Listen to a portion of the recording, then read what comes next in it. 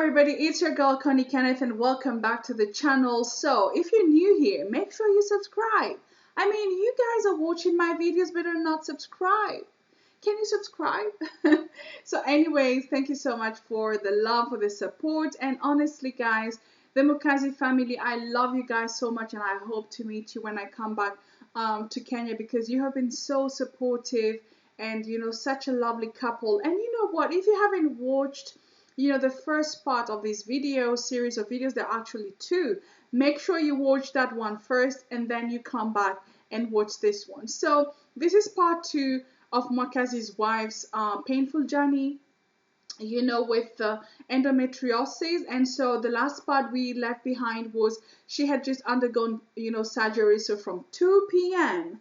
to 1 a.m. So that was a long procedure, so showing how how her condition, how bad her condition was. So let's see this part of the video, and so let's get straight into the video. It was so welcoming, so I got comfortable. So I was given the anesthesia and I was told to say the music that I would love to listen. But when I'm struggling to give the music, I just went off. They did their thing, and guys, I was told my surgery is just a 2 to 3 hour thing and I'm done. Do you know, I got to the theater table at 2:15. Yes, 2:15. I left theater at 1. Right. 1 a.m. Yes, 1 a.m. Wow. Unfortunately, she had blacked out, so she didn't really see, the 6 hours of surgery. So that was a long procedure. And I can just imagine your husband in what, psychological condition he was in, your aunt, everybody must have been so worried, because initially it was just 3 hours and now it's double, if not more. So, wow. So such a courageous, but I'm so happy that you're educating us, as women, and know that there are some people who are undergoing the same thing as you do, but just giving them hope and showing them there are solutions. And it's good to go for different opinions, because otherwise, if you stick to one opinion, then probably you will never find an answer or just get out of that condition. So thank you so much. I'm so grateful for these videos.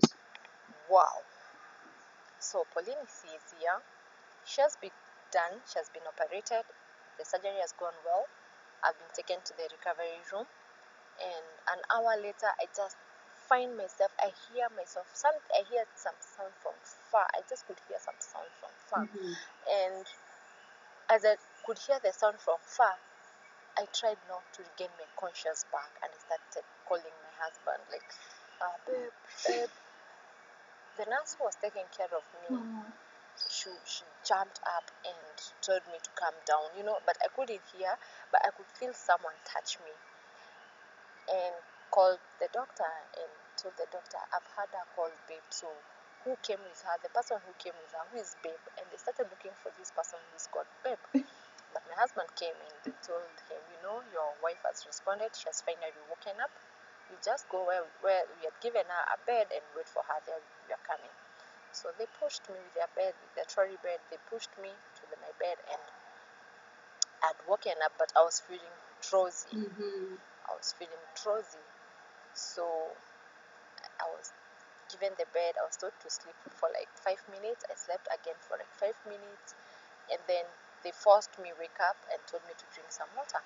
So I took some water, and immediately I took water, I felt like going to the toilet to swim. And they were so happy about it, because if they give you water to drink after the surgery, they give you water that is stomach. I'm talking about your stomach. Okay. If they give you some water to drink and immediately feel like going to the swim,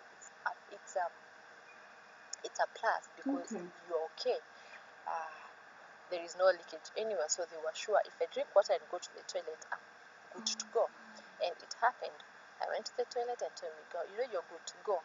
So they prepared me. They told me all I wanted. They gave me the medicine that they had, and what I had to buy, they also told me to buy. And I was not admitted. I had to go home. when we were going home, that's when my husband was telling me, babe, it was found out that you have endometriosis. And I'm like, what is endometriosis? I've never had such. Yeah, but why didn't the doctor tell you about it?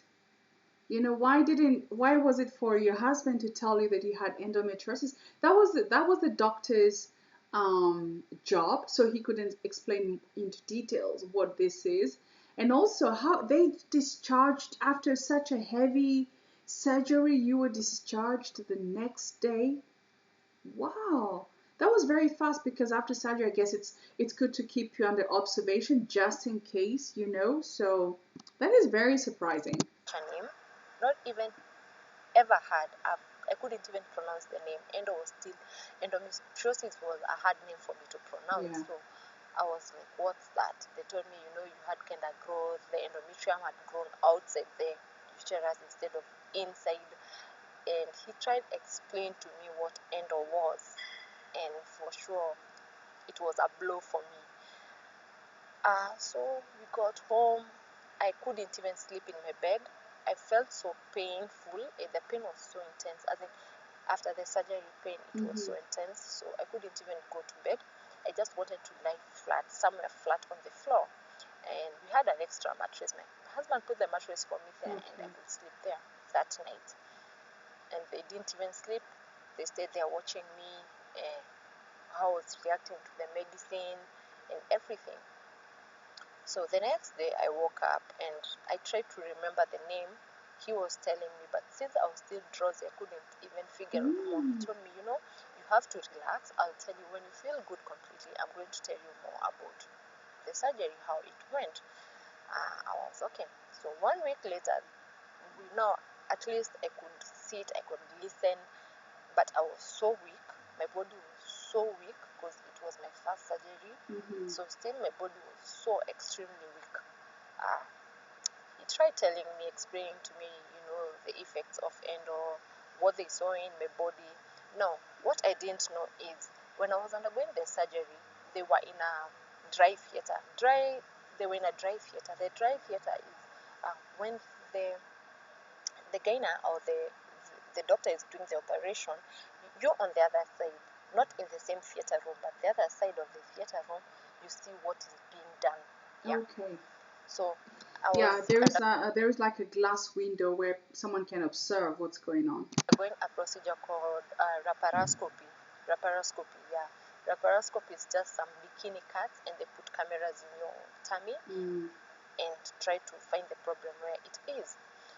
So he told me you underwent a laparoscopy and you had endometriosis, and that was sorted. So we just hope and pray that you get healed so fast and you get back to your feet, because I was getting worse. So I was like, okay, fine. So we stayed there with him for a whole month. He didn't go to work. A friend of mine joined me. She was there to take care of me. By then it was a festive season. So guys, remember it was on 25th when I was undergoing the surgery. So all that week until the 1st, it was a festive season. So my friends were coming in and checking up on me, took care of me. At least my husband could relax or even sleep for an hour or so. And things were getting good.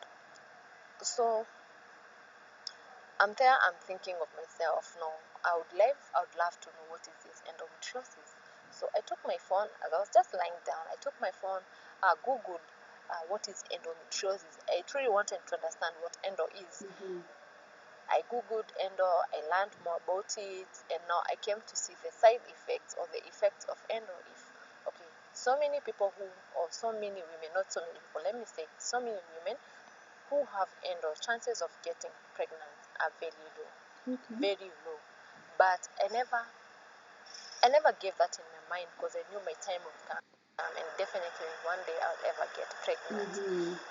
So I think it's important. That's a very nice mentality. It's important for you to put, positive thoughts into your mind, because the negative points in your mind will not help. So that's a very good mindset, because, if you tell your mind that you can do it, you will do it. If you tell your mind, yeah, I don't think, because no, I mean, it's always nice to be positive despite it all, and so I love this family so much, and you guys have come from far.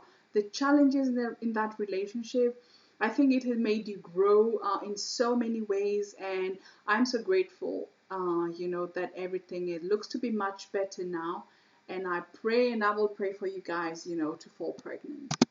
Learned to live with it and understand what is endo and love and appreciate myself more. Right. So what I would advise young women is kindly, if you just find something funny in your body, something you're undergoing very painful endo, very painful menstrual periods, funny pains in your body when you're about to have your menses, or when you have you see something different in your menses, try and check a gyna on time. I wouldn't tell you like, okay, for me I would say I was taking so much of pills to prevent getting pregnant when I had my ex, but I would also like to tell women, don't use so much of pills in your body. So I can't say if e-pills or the pills that I was using are the cause of my endometriosis, but I suffered a lot. So young women, don't take your sweet much time saying that I'll wait until when I'm 40, 50. You never know. You might give yourself like 10 years to get pregnant, and you just find you can't get pregnant at all. I took my time. I gave myself time. I wanted to get pregnant at this age. So if I've not hit this age, I don't want to be pregnant. Little did I know I would have this condition. I would have endometriosis. But I came to know that endo heals, and still with endo you can get pregnant. Why did I say that? I've seen so many people like Kambua, people like... Oh wow, yeah, I love the smile. You have a beautiful smile. It's so nice to, yeah, it's so nice to see that smile, because this story it just breaks my heart to know that you had to undergo all that, but there is light, at the end of the tunnel, and this smiles just tells it all. And yes, you have given examples. I know so many women who've fallen pregnant, who have healthy babies after such a condition, and so yeah, it's possible. It's possible. Did I say that? I've seen so many people like Kambua, people like she's got who? Jambi, people like Corazon Kwamboka. All these people had endometriosis, and they have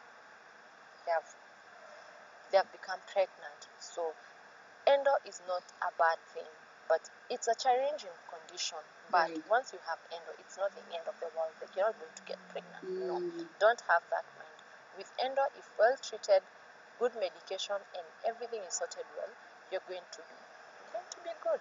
So guys, I know my days are coming. I'm so excited. I'm super happy about it. It's me now to tell you the good news about it. So stick to this video. If you have ever gone through endometriosis, or if you have ever gone through a painful menstrual or fibroids, comment down below. Let us know. Let us share this information out to women or to people who fear to speak themselves out. It's nothing to be shy about, or it's nothing to fear about. It's all about you to be helped and to heal faster. Endo is not a death disease. Fibroids, it's not a death disease. Or your periods, it's not a shame. All you need is good treatment and taking good care of yourself. So guys, in the next video, I'm going to tell you on what or how I'm taking my life sweet. Until the next, bye. Thank you so much, guys, for watching. And yes, you're going to fall pregnant. You're going to have beautiful children. And I'm so happy that you got to share your story with all the young women who probably do not know where to start, what to do, what's happening to them. And also for the future ladies who will, through the menstrual periods, will have this terrible pain, and they will know what to do. So thank you so much for educating us, and thank you so much for the positivity, and we are so grateful that everything seems to be, back to normal now. You're in good shape, you're smiling, and I love it. I love it. I love it. I love it. So thank you so much. So guys, if you enjoyed this video, please make sure you subscribe. Make sure you go and follow the MWAKAZI's family, because they're wonderful people, very loving, very caring. They've showed me so much support, and I'm so grateful for them.